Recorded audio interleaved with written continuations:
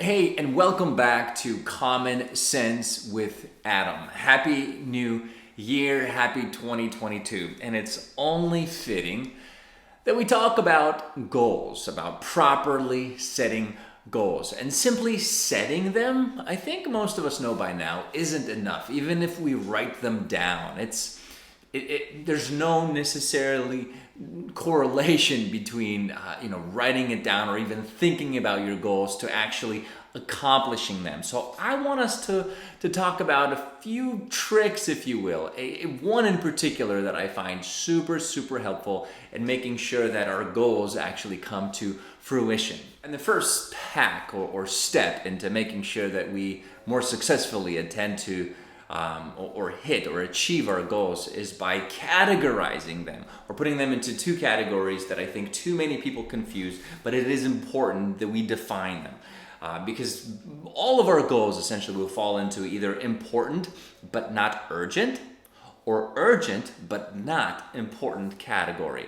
And too many of us spend a disproportionate amount of time for each, and that is where we essentially lose sight or get off the rails. I mean, it's one of the reasons where we're so busy, where we're going down the checklist, we check, and we seem busy. We have the appearance of being productive, but at the end of the day, we're not doing anything big picture that moves the needle. And that, ladies and gentlemen, what is of uttermost importance that we attend to. So the seemingly not urgent goals, but important ones, should always take priority over the pressing, the in your face kind of things that you're really tempted to just get it over with.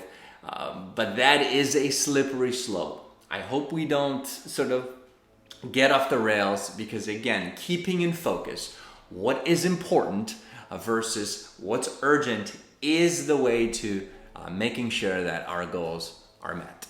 And just a quick note about goals in general. Perhaps one of the most effective ways I've learned, or one of the most effective approaches I've learned as it comes to goal setting is what's called SMART goals. So SMART goals. And the premise is really simple. So S for specific, M is for measurable, A is for achievable, so it has to essentially be within the realm of possibility.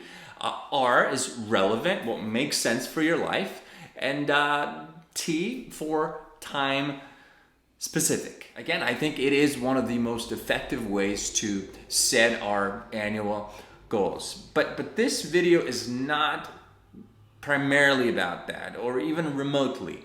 I'm primarily interested in communicating to you the importance of simply properly categorizing or thinking about our monthly or weekly or even daily goals. These are small goals that move the needle for our big goals, and they're never ever going to feel urgent. So it's important that we prioritize them even with this sense of non-urgency. There's always this constant tension between goals that are important and to move the needle in the grand scheme of things as it pertains to our SMART goals, if you will. And then there are those daily, small pressing things that maybe come out of the left field and suddenly we drop everything we're doing just to attend to something that is, again, seemingly urgent, but at the end of the day is irrelevant as it pertains to the big picture. So that is where so many of us sort of confuse and get off track things. So I urge you to simply view your life, your goal setting in particular, through this grid of urgent but not important, important but not urgent, and make sure you're always attending to the important but not urgent goals first. And really, that is the premise of my message today. I'm going to keep it real brief, but before we go, I wanted to invite you, and I hope that you take me up on this January challenge I'm creating for myself. Just 4 simple things that I'm hoping you and I can journey through for these next 30 days. And here's my list. And again, I hope you will join me for the ride. So 1 is 5 push-ups every day. And I say 5 very intentionally because 5 is so easy to do. So you can commit to doing 5. And quite frankly, I've done this before. You know, I've been practicing these 30-month goals, habits for several months now, and I've been loving it.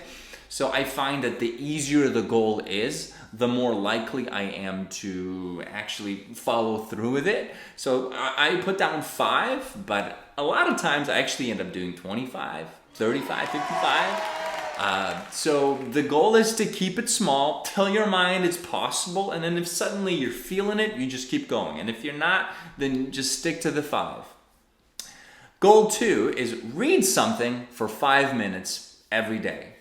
Anything, something for 5 minutes every day. 3, start every morning with a tall glass of water. Why? Google it. But at the end of the day, it's good for you, so do it. And 4, make a list of SMART goals for 2022. So think financially, think relationally, think physically, and spiritually.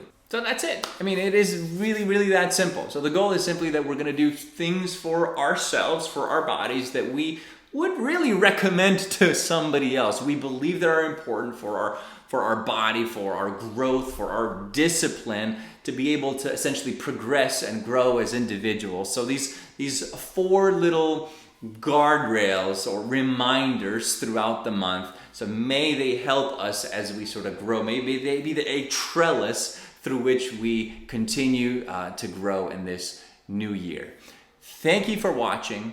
If you have not yet hit subscribe, please do. And if you haven't liked, please like too. Again, it's a newer thing for me. I don't know what's gonna come of it, but I really, really do want to make the most I can with it. Because at the end of the day, I feel like that is how we should approach anything and everything that we do.